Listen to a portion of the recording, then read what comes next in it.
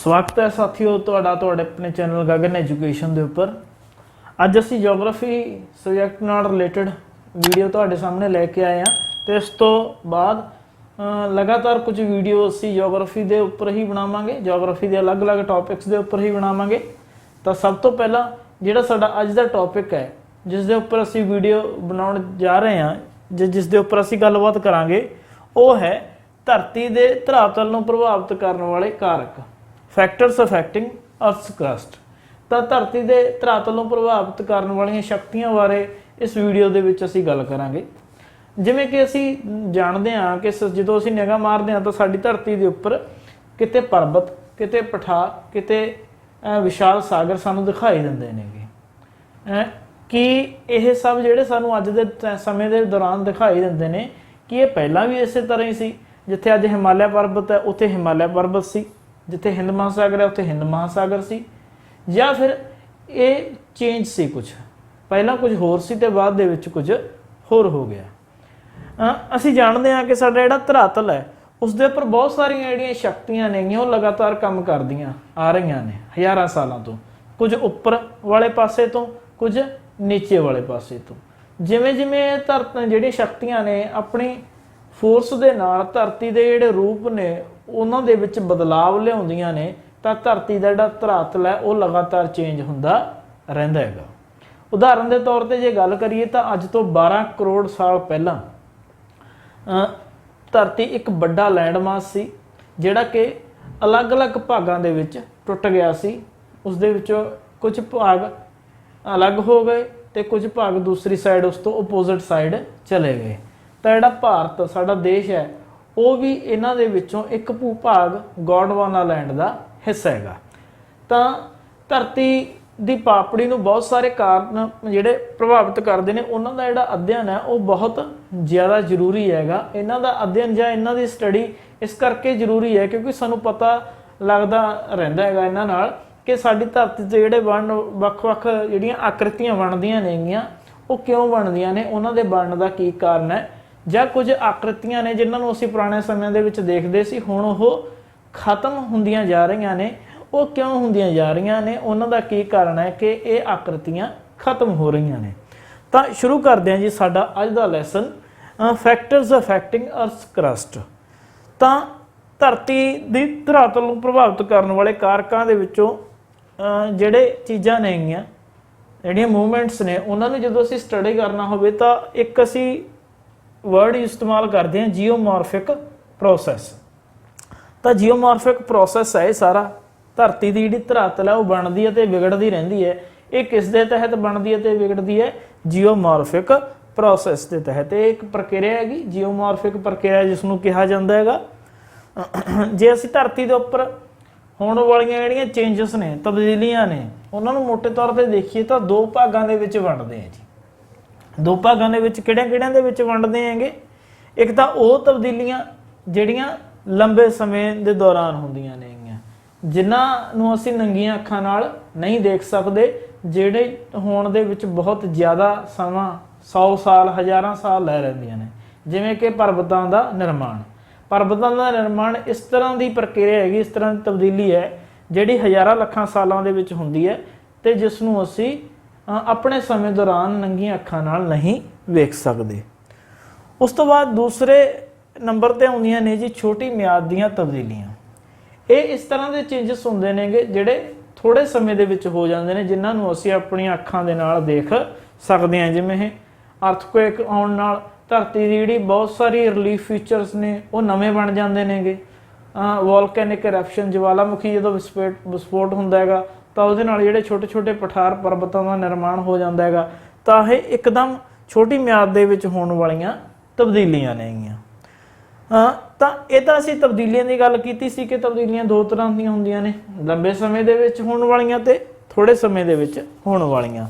हुण जे असीं फोर्सिस की गल करिए, धरती की पापड़ी नूं जिहड़ियां फोर्सिस प्रभावित करदियां ने, इफैक्ट करदियां नेगीआं, उन्हां दे ओरिजिन नूं देखदे होए उन्हां नूं असीं दो भागां दे विच वंडदे हैंगे। उन्हां दे नाम ने जी एंडोजेनेटिक फोर्सिस अते एक्सोजेनेटिक फोर्सिस। इन्हां फोर्सेस ਨੂੰ ਸਟੱਡੀ ਕਰਨ ਤੋਂ ਪਹਿਲਾਂ ਤੁਹਾਨੂੰ ਇਹ ਛੋਟਾ ਜਿਹਾ ਇੱਕ ਟੇਬਲ ਹੈਗਾ, ਇਸ ਨੂੰ ਧਿਆਨ ਦੇ ਵਿੱਚ ਰੱਖਣਾ ਹੋਊਗਾ ਤਾਂ ਇੱਥੇ ਬਣਾਇਆਗਾ। ਅਰਥ ਮੂਵਮੈਂਟਸ ਨੂੰ ਦੋ ਭਾਗਾਂ ਦੇ ਵਿੱਚ ਜਿਵੇਂ ਮੈਂ ਦੱਸਿਆ ਹੈਗਾ ਕਿ ਅਸੀਂ ਵੰਡਦੇ ਆਂਗੇ ਐਂਡੋਜੈਨੇਟਿਕ ਫੋਰਸਿਸ ਦੇ ਵਿੱਚ ਤੇ ਐਕਸੋਜੈਨੇਟਿਕ ਫੋਰਸਿਸ ਦੇ ਵਿੱਚ। ਐਂਡੋਜੈਨੇਟਿਕ ਫੋਰਸਿਸ ਉਹ ਹੁੰਦੀਆਂ ਨੇਗੀਆਂ ਜਿਹੜੀਆਂ ਕਿ ਧਰਤੀ ਦੇ ਅੰਦਰੂਨੀ ਭਾਗਾਂ ਦੇ ਵਿੱਚ ਕੰਮ ਕਰਦੀਆਂ ਨੇ। ਧਰਤੀ ਦਾ ਜਿਹੜਾ ਨੀਚੇ ਵਾਲਾ ਭਾਗ ਹੈ, ਧਰਾਤਲ ਤੋਂ ਥੱਲੇ ਵਾਲਾ ਭਾਗ ਹੈ, ਭੂਗਰਭਿਕ ਭਾਗ ਜਿਸ ਨੂੰ ਅਸੀਂ ਕਹਿ ਦਿੰਦੇ ਹੈਗੇ, ਉੱਥੇ ਕੰਮ ਕਰਦੀਆਂ ਨੇ। ਤੇ ਐਕਸੋਜੈਨੇਟਿਕ ਫੋਰਸਿਸ ਉਹ ਹੁੰਦੀਆਂ ਨੇ ਜਿਹੜੀਆਂ ਧਰਤੀ ਦੇ ਉੱਪਰਲੇ ਹਿੱਸੇ ਤੇ ਧਰਾਤਲ ਦੇ ਉੱਪਰ ਵਾਯੂਮੰਡਲ ਦੇ ਵਿੱਚ ਕੰਮ ਕਰਦੀਆਂ ਨੇਗੀਆਂ। ਤਾਂ ਪਹਿਲੇ ਪਾਰਟ ਦੇ ਵਿੱਚ ਅਸੀਂ ਐਂਡੋਜੈਨੇਟਿਕ ਫੋਰਸਿਸ ਬਾਰੇ ਜਾਣਾਂਗੇ। ਐਂਡੋਜੈਨੇਟਿਕ ਫੋਰਸਿਸ ਨੂੰ ਅੱਗੇ ਦੋ ਭਾਗਾਂ ਦੇ ਵਿੱਚ ਵੰਡਿਆ ਜਾਂਦਾ ਜੀ। ਪਹਿਲਾ ਹੈ ਸਲੋ ਮੂਵਮੈਂਟਸ, ਦੂਸਰਾ ਹੈ ਸਡਨ ਮੂਵਮੈਂਟਸ।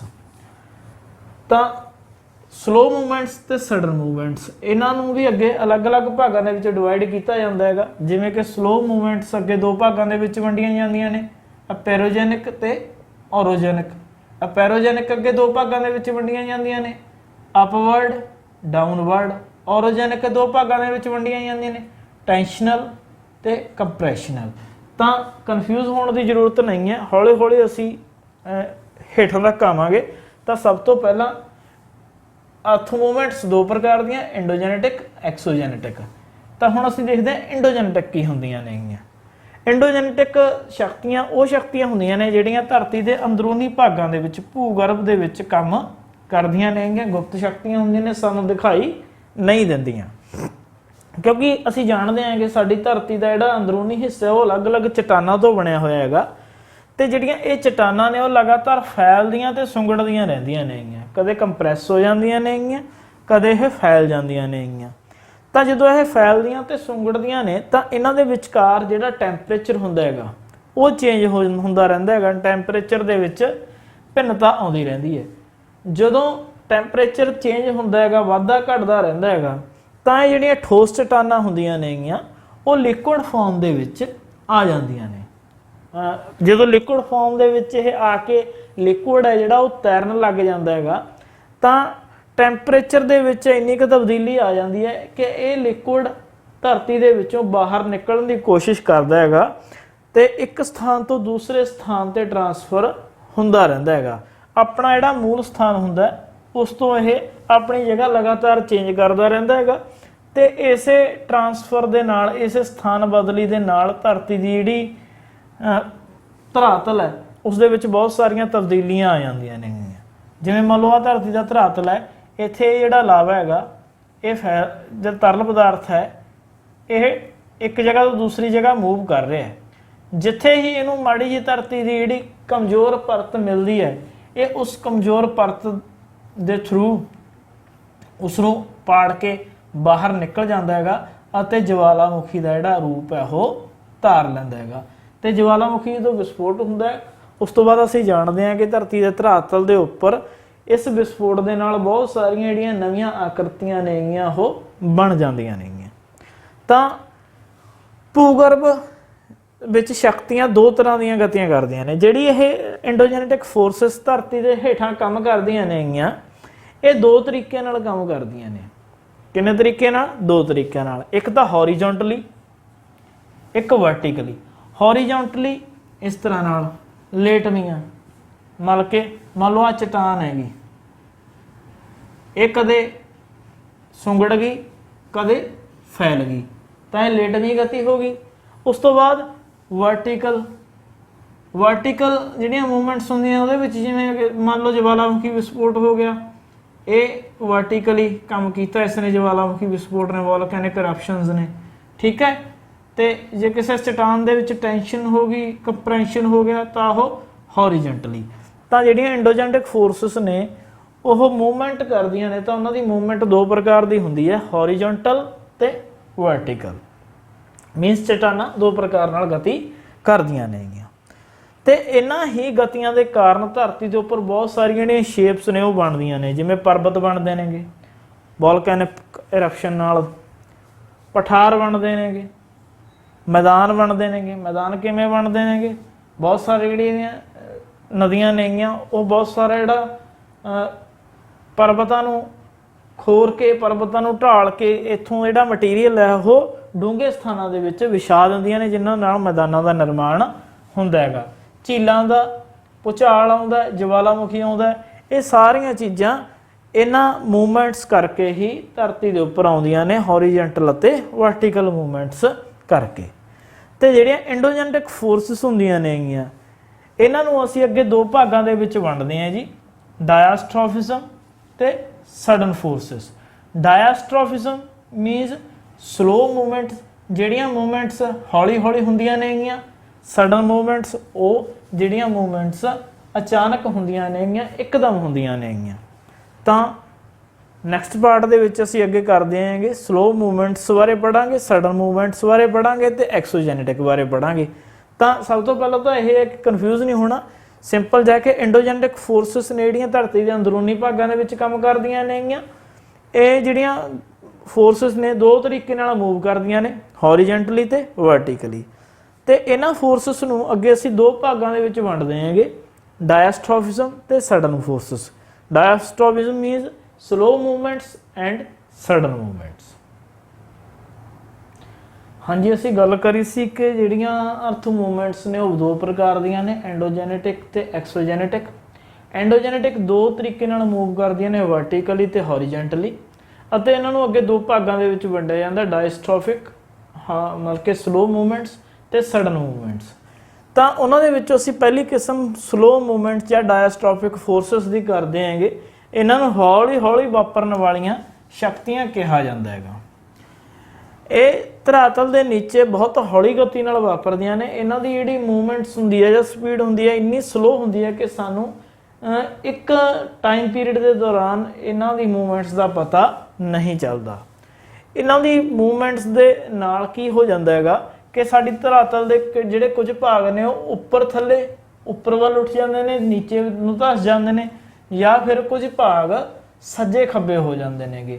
ਮਤਲਬ ਕਿ ਜੇ ਦੋ ਭਾਗ ਨੇ ਤਾਂ ਇਹ ਇੱਕ ਭਾਗ ਹੈ ਤਾਂ ਟੁੱਟ ਕੇ ਇੱਕ ਇੱਧਰ ਚਲੇ ਜਾਊਗਾ, ਇੱਕ ਇੱਧਰ ਚਲੇ ਜਾਊਗਾ, ਜਾਂ ਫਿਰ ਧਰਤੀ ਦਾ ਕੁਝ ਭਾਗ ਉੱਪਰ ਉੱਠ ਜਾਊਗਾ ਜਾਂ ਕੁਝ ਭਾਗ ਨੀਚੇ ਵੱਲ ਨੂੰ ਧੱਸ ਜਾਊਗਾ। ਤਾਂ ਇਹ ਜਿਹੜੀਆਂ ਮੂਵਮੈਂਟਸ ਦੇ ਨਾਲ ਧਰਤੀ ਦੇ ਧਰਾਤਲ ਦੇ ਉੱਪਰ ਇਸ ਤਰ੍ਹਾਂ ਦੇ ਕੁਝ ਚੇਂਜਸ ਆਉਂਦੇ ਨੇ। ਇਹ ਲੰਬੇ ਸਮੇਂ ਦੇ ਵਿੱਚ ਦੇਖਣ ਨੂੰ ਮਿਲਦੀਆਂ ਨੇਗੀਆਂ। ਜਿਵੇਂ ਕਿ ਕੀ ਹੁੰਦਾ ਹੈਗਾ ਕਿ ਸਾਗਰਾਂ ਦਾ ਸਥਾਨ ਹੈ, ਪਰਬਤ ਲੈ ਲੈਂਦੇ ਨੇ। ਜਿਵੇਂ ਟੈਥੀਸ ਸਾਗਰ ਸੀ ਕਿਸੇ ਸਮੇਂ ਦੇ ਦੌਰਾਨ, ਜਿੱਥੇ ਅੱਜ ਹਿਮਾਲਿਆ ਪਰਬਤ ਹੈ, ਉੱਥੇ ਕਿਤੇ ਟੈਥੀਸ ਸਾਗਰ ਸੀਗਾ। ਲੱਖਾਂ ਸਾਲਾਂ ਉੱਥੇ ਜਿਹੜੀਆਂ ਇਹ ਮੂਵਮੈਂਟਸ ਨੇਗੀਆਂ, ਡਾਇਆਸਟ੍ਰੋਫਿਕ ਫੋਰਸਿਸ ਨੇ, ਉਹ ਕੰਮ ਕਰਦੀਆਂ ਰਹੀਆਂ, ਜਿਹਦੇ ਨਾਲ ਜਿਹੜਾ ਟੈਥੀਸ ਸਾਗਰ ਸੀ ਉਹ ਭਰ ਗਿਆ। ਭਰਨ ਤੋਂ ਬਾਅਦ ਉਹਦੇ ਇਹਨਾਂ ਮੂਵਮੈਂਟਸ ਦੇ ਨਾਲ ਫੋਲਡ ਮਾਊਂਟੇਨ ਜਿਹੜੇ ਨੇ ਉਹ ਬਣ ਗਏ ਤੇ ਹਿਮਾਲਿਆ ਪਰਬਤ ਦਾ ਜਨਮ ਹੋਇਆ। ਅਤੇ ਕਈ ਵਾਰ ਇਹ ਹੁੰਦਾ ਹੈਗਾ ਕਿ ਜਿਹੜੇ ਮਹਾਦੀਪੀ ਭਾਗ ਹੁੰਦੇ ਨੇਗੇ ਉਹ ਸਮੁੰਦਰਾਂ ਦੇ ਵਿੱਚ ਧੱਸ ਜਾਂਦੇ ਨੇਗੇ। ਜਿਵੇਂ ਸਾਡੇ ਗੁਜਰਾਤ ਦੇ ਵਿੱਚ ਇੱਕ ਏਰੀਆ ਹੈਗਾ ਰਨ ਆਫ ਕੱਛ, ਤਾਂ ਉੱਥੇ ਦੇ ਜਿਹੜੇ ਕੁਝ ਮਹਾਦੀਪੀ ਭਾਗ ਸੀਗੇ, ਥਲਵਰਤੀ ਭਾਗ ਸੀ, ਹੁਣ ਸਮੁੰਦਰ ਦੇ ਵਿੱਚ ਡੁੱਬ ਚੁੱਕੇ ਨੇ। ਜਿਸ ਦੇ ਵਿੱਚ ਇੱਕ ਕਿਲਾ ਜਿਹੜਾ ਸਿੰਦਰੀ ਦਾ ਕਿਲਾ ਹੈਗਾ, ਉਸ ਦੀ ਉਦਾਹਰਨ ਦਿੱਤੀ ਜਾਂਦੀ ਹੈ ਕਿ ਉਹ ਪਹਿਲਾਂ ਜ਼ਮੀਨ ਦੇ ਉੱਪਰ ਸੀ ਪਰ ਹੁਣ ਸਮੁੰਦਰ ਦੇ ਵਿੱਚ ਉਹ ਡੁੱਬ ਚੁੱਕਿਆ ਹੈਗਾ। ਤਾਂ ਜਿਹੜੀ ਟੈਥੀਸ ਸਾਗਰ ਦੀ ਅਸੀਂ ਗੱਲ ਕੀਤੀ ਸੀ, ਟੈਥੀਸ ਸਾਗਰ ਇੱਕ ਡੂੰਘੀ ਖੱਡ ਸੀਗੀ, ਡੂੰਘਾ ਟੋਆ ਸੀਗਾ, ਜਿਹਦੇ ਵਿੱਚ ਨਦੀਆਂ ਨੇ ਜਿਹੜੀਆਂ ਉਹ ਵਹਿੰਦੀਆਂ ਰਹੀਆਂ ਤੇ ਨਿਖੇਪ ਮਟੀਰੀਅਲ ਜਮ੍ਹਾਂ ਕਰਦੀਆਂ ਰਹੀਆਂ। ਤੇ ਇੱਕ ਟਾਈਮ ਇਹੋ ਜਿਹਾ ਆਇਆ ਕਿ ਇਹ ਮਟੀਰੀਅਲ ਦੇ ਨਾਲ ਇਹ ਭਰ ਗਿਆ। ਤੇ ਡਾਇਆਸਟ੍ਰੋਫਿਕ ਮੂਵਮੈਂਟਸ ਦੇ ਵਿੱਚ ਥੱਲੋਂ ਇਹਦੇ ਤੇ ਜਿਹੜੀ ਫੋਰਸਿਸ ਉਹ ਲੱਗਦੀ ਰਹੀ, ਜਿਹਦੇ ਨਾਲ ਜਿਹੜਾ ਇਹ ਹੈ, ਇਹ ਵਾਲਾ ਪਾਰਟ ਹੈ, ਇਹਦੇ ਵਿੱਚ ਫੋਲਡ ਪੈ ਗਏ ਤੇ ਇਹ ਉੱਪਰ ਵੱਲ ਨੂੰ ਉੱਠਣਾ ਸ਼ੁਰੂ ਹੋ ਗਿਆ। ਅਤੇ ਇਸ ਤਰ੍ਹਾਂ ਨਾਲ ਜਿਹੜੇ ਹਿਮਾਲਿਆ ਪਰਬਤ ਨੇ ਉਹਨਾਂ ਦਾ ਨਿਰਮਾਣ ਹੋਇਆ। ਤੇ ਇਸ ਤੋਂ ਬਾਅਦ ਅਸੀਂ ਗੱਲ ਕਰਦੇ ਹਾਂ ਜਿਹੜੀਆਂ ਡਾਇਆਸਟ੍ਰੋਫਿਕ ਫੋਰਸਿਸ ਨੇਗੀਆਂ, ਇਹਨਾਂ ਨੂੰ ਅੱਗੇ ਦੋ ਭਾਗਾਂ ਦੇ ਵਿੱਚ ਅਸੀਂ ਵੰਡਦੇ ਆਂਗੇ, ਫਰਦਰ ਸਬ ਡਿਵਾਈਡ ਕਰਦੇ ਆਂਗੇ ਦੋ ਭਾਗਾਂ ਦੇ ਵਿੱਚ, ਅਪੈਰੋਜੈਨਿਕ ਮੂਵਮੈਂਟਸ ਤੇ ਔਰੋਜੈਨਿਕ ਮੂਵਮੈਂਟਸ। ਇਹਨਾਂ ਦੇ ਨਾਮ ਤੋਂ ਹੀ ਪਤਾ ਲੱਗ ਜਾਂਦਾ ਹੈਗਾ ਕਿ ਅਪੈਰੋਜੈਨਿਕ ਕੀ ਹੁੰਦੀਆਂ ਨੇ, ਔਰੋਜੈਨਿਕ ਕੀ ਹੁੰਦੀਆਂ ਨੇ। ਅਪੈਰੋਜੈਨਿਕ ਮੀਨਸ ਮਹਾਦੀਪੀ ਨਿਰਮਾਣਕਾਰੀ ਗਤੀਆਂ। ਜਿਹੜੀਆਂ ਗਤੀਆਂ ਦੇ ਨਾਲ ਮਹਾਦੀਪਾਂ ਦਾ ਨਿਰਮਾਣ ਹੁੰਦਾ ਹੈਗਾ ਉਹਨਾਂ ਨੂੰ ਅਪੈਰੋਜੈਨਿਕ ਕਿਹਾ ਜਾਂਦਾ ਹੈਗਾ। ਜਿਹੜੀਆਂ ਗਤੀਆਂ ਦੇ ਨਾਲ ਪਰਬਤਾਂ ਦਾ ਨਿਰਮਾਣ ਹੁੰਦਾ ਹੈਗਾ ਉਹਨਾਂ ਨੂੰ ਔਰੋਜੈਨਿਕ ਕਿਹਾ ਜਾਂਦਾ ਹੈ, ਕਿਉਂਕਿ ਇਹ ਇੱਕ ਲੈਟਿਨ ਵਰਡ ਤੋਂ ਡਰਾਈਵ ਕੀਤਾ ਗਿਆ ਹੈਗਾ ਜਿਹਦੇ ਇਪੈਰੋਸ ਦਾ ਮਤਲਬ ਹੈ ਕੰਟੀਨੈਂਟ ਤੇ ਜੈਨੇਸਿਸ ਦਾ ਮੀਨਸ ਹੈ ਓਰੀਜਨ, ਮੀਨਸ ਮਹਾਦੀਪਾਂ ਦਾ ਨਿਰਮਾਣ ਕਰਨ ਵਾਲੀਆਂ ਸ਼ਕਤੀਆਂ। ਇਹਨਾਂ ਦੇ ਨਾਲ ਕੀ ਹੁੰਦਾ ਹੈਗਾ, ਜਿਹੜੀ ਧਰਤੀ ਦਾ ਧਰਾਤਲ ਹੈ ਉਹ ਜਾਂ ਤਾਂ ਉੱਪਰ ਵੱਲ ਨੂੰ ਉੱਠ ਜਾਂਦਾ ਹੈਗਾ ਜਾਂ ਥੱਲੇ ਵੱਲ ਨੂੰ ਧੱਸ ਜਾਂਦਾ ਹੈਗਾ।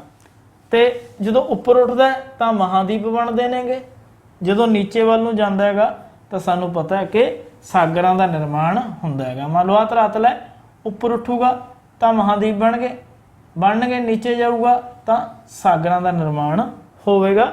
ਤੇ ਜਿਹੜੀਆਂ ਮੂਵਮੈਂਟਸ ਹੁੰਦੀਆਂ ਨੇ ਇਹ ਵਰਟੀਕਲ ਮੂਵਮੈਂਟਸ ਹੁੰਦੀਆਂ ਨੇ, ਵਰਟੀਕਲ ਜਿਹੜੀਆਂ ਮੂਵਮੈਂਟਸ ਇਹ ਕਰਦਾ ਹੈਗਾ। ਤੇ ਇਸ ਨੂੰ ਫਰਦਰ ਅਪੈਰੀਜੈਨਿਕ ਮੂਵਮੈਂਟਸ ਨੇ ਜਿਹੜੀਆਂ ਇਹਨਾਂ ਨੂੰ ਅੱਗੇ ਦੋ ਭਾਗਾਂ ਦੇ ਵਿੱਚ ਵੰਡਿਆ ਜਾਂਦਾ ਹੈ। ਅਪਵਰਡ ਮੂਵਮੈਂਟਸ ਮੀਨਸ ਜਿਹੜੀਆਂ ਉੱਪਰ ਵੱਲ ਨੂੰ ਉੱਠਦੀਆਂ ਨੇ, ਡਾਊਨਵਰਡ ਮੂਵਮੈਂਟਸ ਜਿਹੜੀਆਂ ਥੱਲੇ ਵੱਲ ਨੂੰ ਨੀਚੇ ਵੱਲ ਨੂੰ ਜਾਂਦੀਆਂ ਨੇਗੀਆਂ।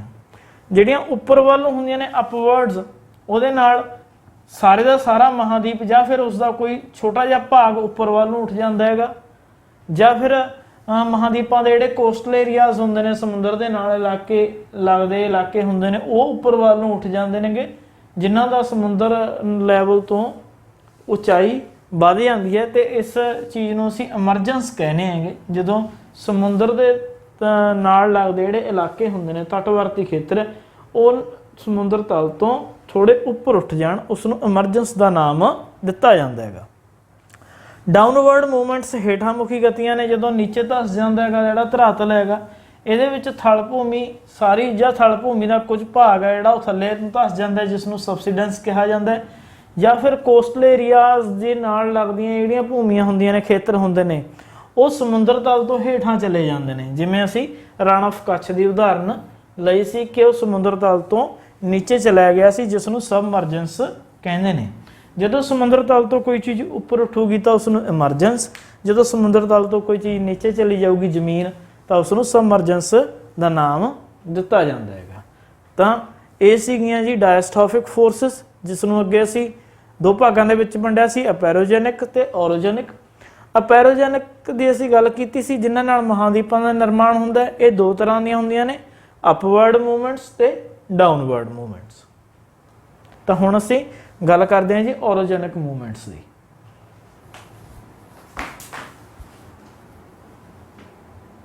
ਔਰੋਸ ਤੇ ਜੈਨੇਸਿਸ। ਔਰੋਸ ਮੀਨਸ ਪਰਬਤ, ਜੈਨੇਸਿਸ ਮੀਨਸ ਓਰੀਜਨ, ਮੀਨਸ ਜਿਹੜੀਆਂ ਗਤੀਆਂ ਦੇ ਨਾਲ, ਜਿਹੜੀਆਂ ਮੂਵਮੈਂਟਸ ਦੇ ਨਾਲ ਪਰਬਤਾਂ ਦਾ ਨਿਰਮਾਣ ਹੁੰਦਾ ਹੈਗਾ, ਉਹਨਾਂ ਨੂੰ ਔਰੋਜੈਨਿਕ ਮੂਵਮੈਂਟਸ ਦਾ ਨਾਮ ਦਿੱਤਾ ਜਾਂਦਾ ਹੈਗਾ।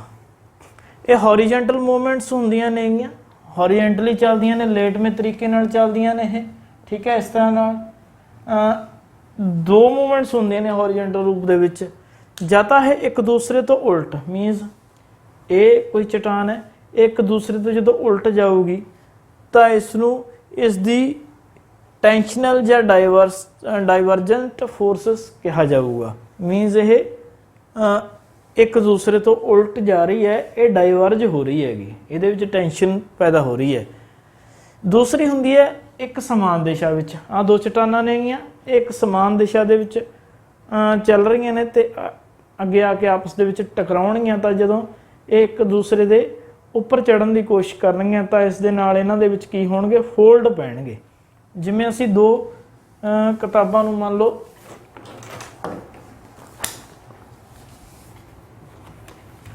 ਇਹ ਦੋ ਕਿਤਾਬਾਂ ਨੇ, ਇਹ ਦੋ ਚਟਾਨਾਂ ਨੇ, ਜਦੋਂ ਇਹਨਾਂ ਨੂੰ ਅਸੀਂ ਇਹ ਇੱਕ ਦੂਸਰੇ ਵੱਲ ਆਉਣਗੀਆਂ ਤਾਂ ਇੱਕ ਦੂਸਰੇ ਦੇ ਇਹ ਵਿੱਚ ਵੜਨ ਦੀ ਕੋਸ਼ਿਸ਼ ਕਰਨਗੀਆਂ, ਜਿਹਦੇ ਨਾਲ ਇਹਦੇ ਵਿੱਚ ਕੀ ਹੋਣਗੇ, ਇਹਨਾਂ ਦੇ ਵਿੱਚ ਫੋਲਡ ਜਿਹੜੇ ਨੇ ਉਹ ਪੈਦਾ ਹੋਣਗੇ ਅਤੇ ਇਹਨਾਂ ਨੂੰ ਅਸੀਂ ਕੰਪਰੈਸ਼ਨਲ ਜਾਂ ਫਿਰ ਕਨਵਰਜੈਂਟ ਫੋਰਸਿਸ ਦਾ ਨਾਮ ਦੇ ਦਿੰਦੇ ਹੈਗੇ। ਤਾਂ ਜਦੋਂ ਇੱਕ ਵਾਰ ਦੁਬਾਰਾ ਸਮਝ ਲੈਂਦੇ ਹਾਂ, ਜਦੋਂ ਇਹ ਮੂਵਮੈਂਟਸ ਇੱਕ ਦੂਸਰੇ ਤੋਂ ਉਲਟੀ ਦਿਸ਼ਾ ਦੇ ਵਿੱਚ ਹੁੰਦੀ ਹੈ ਤਾਂ ਉਦੋਂ ਤਣਾਅ ਪੈਦਾ ਹੁੰਦਾ, ਟੈਨਸ਼ਨ ਪੈਦਾ ਹੁੰਦੀ ਹੈ, ਜਿਨ੍ਹਾਂ ਨੂੰ ਅਸੀਂ ਡਾਈਵਰਜੈਂਟ ਫੋਰਸਿਸ ਕਹਿ ਦਿੰਦੇ ਹਾਂ। ਇਹਦੇ ਨਾਲ ਧਰਤੀ ਦੇ ਵਿੱਚ ਕਰੈਕ ਪੈਂਦੇ ਨੇ, ਫ੍ਰੈਕਚਰ ਆਉਂਦੇ ਨੇ ਤੇ ਫਾਲਟ ਪੈਂਦੇ ਨੇ। ਜਦੋਂ ਇੱਕ ਦੂਸਰੇ ਦੇ ਸਮਾਨ ਦਿਸ਼ਾ ਦੇ ਵਿੱਚ ਚੱਲਦੀਆਂ ਨੇ ਤਾਂ ਇਹਦੇ ਨਾਲ ਸੰਪੀੜਨ ਜਾਂ ਇਹਨਾਂ ਨੂੰ ਕੇਂਦਰਮੁਖੀ ਕਿਹਾ ਜਾਂਦਾ ਹੈ, ਕੰਪਰੈਸ਼ਨ ਪੈਦਾ ਹੁੰਦਾ ਹੈ, ਕਨਵਰਜੈਂਟ ਫੋਰਸਿਸ ਇਹਨਾਂ ਨੂੰ ਕਿਹਾ ਜਾਂਦਾ ਹੈਗਾ, ਤੇ ਇਹਦੇ ਨਾਲ ਫੋਲਡ ਪੈਂਦੇ ਨੇ ਕਿ ਚਟਾਨਾਂ ਦੇ ਵਿੱਚ ਰੈਪਿੰਗ ਹੁੰਦੀ ਹੈਗੀ, ਮਤਲਬ ਕਿ ਮੁੜ ਜਾਂਦੀਆਂ ਨੇ ਚਟਾਨਾਂ। ਤਾਂ ਔਰੋਜੈਨੇਟਿਕ ਮੂਵਮੈਂਟਸ ਤੇ ਅਪੈਰੋਜੈਨੇਟਿਕ ਮੂਵਮੈਂਟਸ ਇਹ ਜਿਹੜੀਆਂ ਸੀਗੀਆਂ ਉਹ ਡਾਇਸਟ੍ਰੋਫਿਕ ਮੂਵਮੈਂਟਸ ਦਾ ਹਿੱਸਾ ਸੀ, ਮੀਨਸ ਸਲੋ ਮੂਵਮੈਂਟਸ ਸੀਗੀਆਂ ਜਿਹੜੀਆਂ ਹੌਲੀ ਹੌਲੀ ਗਤੀ ਨਾਲ ਵਾਪਰਦੀਆਂ ਨੇ। ਹੁਣ ਅਸੀਂ ਗੱਲ ਕਰਦੇ ਹਾਂ ਜੀ ਸਡਨ ਮੂਵਮੈਂਟਸ ਦੀ, ਕਿਉਂਕਿ ਐਂਡੋਜੈਨੇਟਿਕ ਮੂਵਮੈਂਟਸ ਦੋ ਤਰ੍ਹਾਂ ਦੀਆਂ ਨੇ, ਸਲੋ ਮੂਵਮੈਂਟਸ ਤੇ ਸਡਨ ਮੂਵਮੈਂਟਸ। ਸਡਨ ਮੂਵਮੈਂਟਸ ਉਹ ਹੁੰਦੀਆਂ ਨੇ ਜਿਹੜੀਆਂ ਕਿ ਅਚਾਨਕ ਇੱਕਦਮ ਵਾਪਰਦੀਆਂ ਨੇ, ਧਰਤੀ ਦੇ ਅੰਦਰੂਨੀ ਭਾਗਾਂ ਦੇ ਵਿੱਚੋਂ ਅਚਾਨਕ ਵਾਪਰਦੀਆਂ ਨੇ, ਜਿਵੇਂ ਕਿ ਭੂਚਾਲ ਦਾ ਆਉਣਾ, ਜਵਾਲਾਮੁਖੀ ਦਾ ਫਟਣਾ। ਇਹ ਸਡਨ ਮੂਵਮੈਂਟਸ ਨੇ, ਧਰਤੀ ਦੇ ਅੰਦਰੂਨੀ ਭਾਗਾਂ ਦੇ ਵਿੱਚੋਂ ਅਚਾਨਕ ਪੈਦਾ ਹੁੰਦੀਆਂ ਨੇਗੀਆਂ। ਇਹਨਾਂ ਨੂੰ ਅਸੀਂ ਐਕਸਟ੍ਰੀਮ ਫੋਰਸਿਸ ਕਹਿ ਦਿੰਦੇ ਹਾਂ, ਅੱਤ ਦੀਆਂ ਸ਼ਕਤੀਆਂ, ਕਿਉਂਕਿ ਇਹ ਬਹੁਤ ਜ਼ਿਆਦਾ ਤਬਾਹੀ ਮਚਾਉਂਦੀਆਂ ਨੇ ਜਦੋਂ ਵੀ ਆਉਂਦੀਆਂ ਨੇਗੀਆਂ। ਜਾਂ ਫਿਰ ਕੁਝ ਵਿਗਿਆਨੀ ਇਹਨਾਂ ਨੂੰ ਕੰਸਟਰਕਸ਼ਨਲ ਫੋਰਸਿਸ ਵੀ ਕਹਿ ਦਿੰਦੇ ਨੇ, ਕਿਉਂਕਿ ਜਦੋਂ ਵੀ ਕਦੇ ਇਹ ਜਿਹੜੀਆਂ ਮੂਵਮੈਂਟਸ ਨੇ ਉਹ ਹੁੰਦੀਆਂ ਨੇਗੀਆਂ ਤਾਂ ਉਹਦੇ ਨਾਲ ਧਰਤੀ ਦੇ ਉੱਪਰ ਬਹੁਤ ਸਾਰੇ ਜਿਹੜੇ ਨਵੇਂ ਫੀਚਰਸ ਨੇ, ਰਿਲੀਫ ਫੀਚਰ ਨੇ, ਉਹ ਬਣ ਜਾਂਦੇ ਨੇ। ਇਸ ਕਰਕੇ ਇਹਨਾਂ ਨੂੰ ਕੰਸਟਰਕਸ਼ਨਲ ਫੋਰਸਿਸ ਕਿਹਾ ਜਾਂਦਾ ਹੈਗਾ। ਉਸ ਤੋਂ ਬਾਅਦ ਅਸੀਂ ਗੱਲ ਕਰਦੇ ਹਾਂ ਜੀ ਅਰਥ ਮੂਵਮੈਂਟਸ ਦੀ ਦੂਸਰੀ ਟਾਈਪ ਐਕਸੋਜੈਨਿਕ ਫੋਰਸਿਸ ਬਾਰੇ। ਬਾਹਰਲੀਆਂ ਸ਼ਕਤੀਆਂ ਜਿਹੜੀਆਂ ਕਿ ਧਰਤੀ ਦੇ ਧਰਾਤਲ ਦੇ ਉੱਪਰ ਕੰਮ ਕਰਦੀਆਂ ਨੇਗੀਆਂ, ਵਾਯੂਮੰਡਲ ਦੇ ਵਿੱਚ ਕੰਮ ਕਰਦੀਆਂ ਨੇ, ਇਹਨਾਂ ਨੂੰ ਡਿਸਟਰਕਸ਼ਨਲ ਜਾਂ ਫਿਰ ਡੈਨੋਡੇਸ਼ਨਲ ਫੋਰਸਿਸ ਵੀ ਕਿਹਾ ਜਾਂਦਾ ਹੈ। ਡਿਸਟਰਕਸ਼ਨਲ ਫੋਰਸਿਸ ਤਾਂ ਕਿਹਾ ਜਾਂਦਾ ਕਿਉਂਕਿ ਜਦੋਂ ਕੋਈ ਮੰਨ ਲਓ ਸਡਨ ਮੂਵਮੈਂਟ ਹੋਈ ਆ, ਉਹਦੇ ਨਾਲ ਇੱਕ ਜਵਾਲਾਮੁਖੀ ਬਣ ਗਿਆ, ਮਾਊਂਟੇਨ ਬਣ ਗਿਆ, ਪਰਬਤ ਬਣ ਗਿਆ, ਤਾਂ ਇੱਕ ਕੰਸਟਰਕਸ਼ਨ ਹੋਈ ਕੰਸਟਰਕਸ਼ਨ ਫੋਰਸਿਸ ਦੇ ਨਾਲ। ਤਾਂ ਇਹ ਤੇ ਬਹੁਤ ਸਾਰੀਆਂ ਜਿਹੜੀਆਂ ਐਕਸੋਜੈਨੇਟਿਕ ਫੋਰਸਿਸ ਨੇ ਉਹ ਆਪਣਾ ਕੰਮ ਕਰਨਾ ਸ਼ੁਰੂ ਕਰ ਦਿੰਦੀਆਂ ਨੇ। ਮੰਨ ਕੇ ਨਦੀਆਂ ਨੇ ਉਹ ਥੱਲੇ ਆ ਰਹੀਆਂ ਨੇਗੀਆਂ, ਹਵਾਵਾਂ ਨੇਗੀਆਂ ਉਹ ਇਹਦਾ ਥੋੜਾ ਪਾਰਟ ਆਪਦੇ ਨਾਲ ਲਿਜਾ ਰਹੀਆਂ ਨੇ, ਨਦੀਆਂ ਇਸ ਨੂੰ ਖੋਰ ਕੇ ਥੱਲੇ ਲੈ ਕੇ ਆ ਰਹੀਆਂ ਨੇਗੀਆਂ, ਤਾਂ ਜਿਹੜਾ ਇਹ ਪਰਬਤ ਹੈ ਹੌਲੀ ਹੌਲੀ ਕੀ ਹੁੰਦਾ ਜਾਊਗਾ, ਛੋਟਾ ਹੁੰਦਾ ਜਾਊਗਾ ਇਸ ਤਰ੍ਹਾਂ ਨਾਲ। ਤਾਂ ਇਹ ਇਸ ਦੀ ਡਿਸਟਰਕਸ਼ਨ ਕਰਦੀਆਂ ਰਹਿਣਗੀਆਂ, ਡੈਨੋਡੇਸ਼ਨ ਕਰਦੀਆਂ ਰਹਿਣਗੀਆਂ। ਇਸ ਕਰਕੇ ਜਿਹੜੀਆਂ ਵੀ ਨਵੀਆਂ ਰਿਲੀਫ ਫੀਚਰ ਧਰਤੀ ਦੇ ਉੱਪਰ ਬਣਦੀਆਂ ਨੇਗੀਆਂ ਐਂਡੋਜੈਨੇਟਿਕ ਫੋਰਸਿਸ ਦੇ ਥਰੂ, ਤਾਂ ਐਕਸੋਜੈਨੇਟਿਕ ਫੋਰਸਿਸ ਉਹਨਾਂ ਨੂੰ ਕੀ ਕਰਦੀਆਂ ਨੇ, ਪੱਧਰ ਕਰਨ ਦੀ ਕੋਸ਼ਿਸ਼ ਕਰਦੀਆਂ ਰਹਿੰਦੀਆਂ ਨੇ, ਧਰਾਤਲ ਦੇ ਉੱਪਰ ਕੰਮ ਕਰਦੀਆਂ ਨੇ। ਜਿਵੇਂ ਕਿ ਦਰਿਆਈ ਜਲ ਹੋ ਗਿਆ, ਹਿਮ ਨਦੀਆਂ ਹੋ ਗਈਆਂ, ਹਵਾਵਾਂ ਤੇ ਨਦੀਆਂ ਦਾ ਪਾਣੀ ਹੋ ਗਿਆ। ਇਹ ਸ਼ਕਤੀਆਂ ਕਈ ਚੀਜ਼ਾਂ ਦੇ ਨਾਲ ਮਿਲ ਕੇ ਕੰਮ ਕਰਦੀਆਂ ਨੇ, ਜਿਵੇਂ ਸੂਰਜ ਦੀ ਰੋਸ਼ਨੀ, ਸੂਰਜੀ ਤਾਪ ਜਿੱਤੇ ਪੈਂਦਾ ਰਹਿੰਦਾ ਹੈਗਾ, ਤੇ ਇਹ ਫੋਰਸਿਸ ਵੀ ਨਾਲ ਉਹਦੇ ਕੰਮ ਕਰਦੀਆਂ ਨੇ। ਧਰਤੀ ਦੀ ਘੁੰਮਣ ਗਤੀ, ਗ੍ਰੈਵੀਟੇਸ਼ਨਲ ਫੋਰਸਿਸ, ਕਿਉਂਕਿ ਪਰਬਤ ਤੋਂ ਜਿਹੜਾ ਮਟੀਰੀਅਲ ਹੈ ਉਹ ਗ੍ਰੈਵੀਟੇਸ਼ਨਲ ਫੋਰਸਿਸ ਦੇ ਨਾਲ ਨੀਚੇ ਆਉਂਦਾ ਹੈਗਾ, ਅਤੇ ਇਹ ਫੋਰਸਿਸ ਵੀ ਕੰਮ ਕਰਦੀਆਂ ਨੇ ਉੱਥੇ, ਤੇ ਗ੍ਰੈਵੀਟੇਸ਼ਨਲ ਫੋਰਸ ਵੀ ਕੰਮ ਕਰਦੀ ਹੈ। ਤੇ ਕੁਝ ਰਸਾਇਣਕ ਪ੍ਰਕਿਰਿਆਵਾਂ ਹੋ ਜਾਂਦੀਆਂ ਨੇਗੀਆਂ, ਕੈਮੀਕਲ ਜਿਹੜੀਆਂ ਐਕਟਿਵ ਕਿਰਿਆਵਾਂ ਹੁੰਦੀਆਂ ਨੇਗੀਆਂ, ਉਹਦੇ ਨਾਲ ਜਿਹੜੇ ਚਟਾਨਾਂ ਦੇ ਵਿੱਚ ਚੇਂਜ ਨੇ ਉਹ ਆਉਂਦੇ ਰਹਿੰਦੇ ਨੇਗੇ। ਤਾਂ ਇਹਨਾਂ ਕਿਰਿਆਵਾਂ ਨੂੰ ਅਸੀਂ ਤਿੰਨ ਭਾਗਾਂ ਦੇ ਵਿੱਚ ਵੰਡਦੇ ਹਾਂ। ਐਕਸੋਜੈਨੇਟਿਕ ਫੋਰਸਿਸ ਕਿੰਨੇ ਤਰੀਕੇ ਨਾਲ ਕੰਮ ਕਰਦੀ ਹੈ, ਤਿੰਨ ਤਰੀਕਿਆਂ ਨਾਲ। ਪਹਿਲਾ, ਇਹ ਕਿਸੇ ਚੀਜ਼ ਨੂੰ ਖੋਰਦੀ ਹੈਗੀ, ਅਪਰਦਨ ਕਰਦੀ ਹੈ, ਉਹਦਾ ਇਰੋਜ਼ਨ, ਵਰਕ ਆਫ ਇਰੋਜ਼ਨ ਇਸ ਨੂੰ ਕਿਹਾ ਜਾਂਦਾ ਹੈ। ਫਿਰ ਖੋਰ ਕੇ, ਮੰਨ ਲਓ ਆ ਪਹਾੜ ਹੈਗਾ, ਇਸ ਨੂੰ ਪਹਿਲਾਂ ਉਹ ਖੋਰੂਗੀ, ਠੀਕ ਹੈ, ਆ ਪਹਾੜ ਹੈ ਤਾਂ ਇਸ ਨੂੰ ਕੀ ਕਰੂ, ਖੋਰੂਗੀ, ਅਪਰਦਨ ਕਰੂਗੀ। ਇਸ ਦਾ ਅਪਰਦਨ ਕਰਨ ਤੋਂ ਬਾਅਦ ਜਿਹੜਾ ਮਟੀਰੀਅਲ ਹੈ ਇੱਥੇ ਮੰਨ ਲਓ ਇਹ ਤੋੜਤਾ, ਇਸ ਨੂੰ ਅਪਰਦਨ ਕਰਤਾ, ਇਸ ਪਹਾੜ ਦਾ ਛੋਟੇ ਭਾਗਾਂ ਦੇ ਵਿੱਚ ਤੋੜਤਾ, ਤਾਂ ਉਸ ਤੋਂ ਬਾਅਦ ਇਸ ਛੋਟੇ ਭਾਗਾਂ ਨੂੰ ਟਰਾਂਸਪੋਰਟ ਕਰਕੇ ਨੀਚੇ ਲੈ ਕੇ ਆਉਣਗੀਆਂ ਐਕਸੋਜੈਨੇਟਿਕ ਫੋਰਸਿਸ ਨੇ ਜਿਹੜੀਆਂ। ਤਾਂ ਜਦੋਂ ਇਹਨੂੰ ਟਰਾਂਸਪੋਰਟ ਕਰਤਾ ਤਾਂ ਇਹ ਕਿਤੇ ਵੀ ਜਿੱਥੇ ਇਹਨਾਂ ਨੂੰ ਨੀਵੀਂ ਥਾਂ ਮਿਲੂਗੀ ਉੱਥੇ ਇਸ ਮਟੀਰੀਅਲ ਨੂੰ ਕੀ ਕਰ ਦੇਣਗੀਆਂ, ਡਿਪੋਜ਼ਿਟ ਕਰ ਦੇਣਗੀਆਂ। ਤਾਂ ਇਹ ਜਿਹੜੀਆਂ ਕਿਰਿਆਵਾਂ ਨੇ ਤਿੰਨ ਤਰੀਕੇ ਨਾਲ ਕੰਮ ਕਰਦੀਆਂ ਨੇ।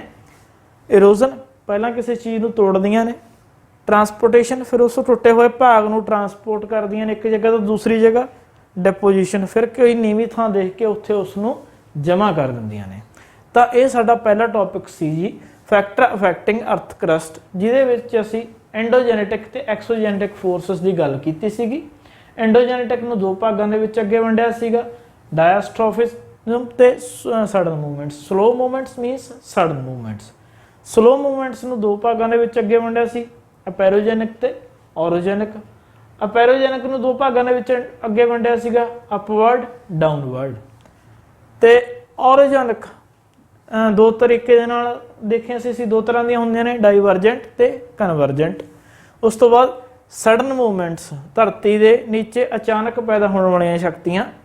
ਫਿਰ ਐਕਸੋਜੈਨੇਟਿਕ, ਜਿਨ੍ਹਾਂ ਨੂੰ ਡਿਸਟਰਕਸ਼ਨਲ ਜਾਂ ਡੈਨੂਡੇਸ਼ਨਲ ਫੋਰਸਿਸ ਵੀ ਕਿਹਾ ਜਾਂਦਾ ਹੈ। ਤਿੰਨ ਤਰੀਕੇ ਨਾਲ ਕੰਮ ਕਰਦੀਆਂ ਨੇ, work of erosion, work of transportation ਤੇ ਵਰਕ ਆਫ ਡੈਪੋਜੀਸ਼ਨ। ਤਾਂ ਇਹ ਅੱਜ ਦਾ ਸਾਡਾ ਟੌਪਿਕ ਸੀ ਜੀ। ਉਮੀਦ ਹੈ ਤੁਹਾਨੂੰ ਕਲੀਅਰ ਹੋ ਗਿਆ ਹੋਵੇਗਾ। ਨਵੀਂ ਵੀਡੀਓ ਦੇ ਵਿੱਚ ਨਵਾਂ ਟੌਪਿਕ ਲੈ ਕੇ ਆਵਾਂਗੇ। ਦੇਖਦੇ ਰਹੋ ਸਾਡਾ channel Gagan education. Thank you.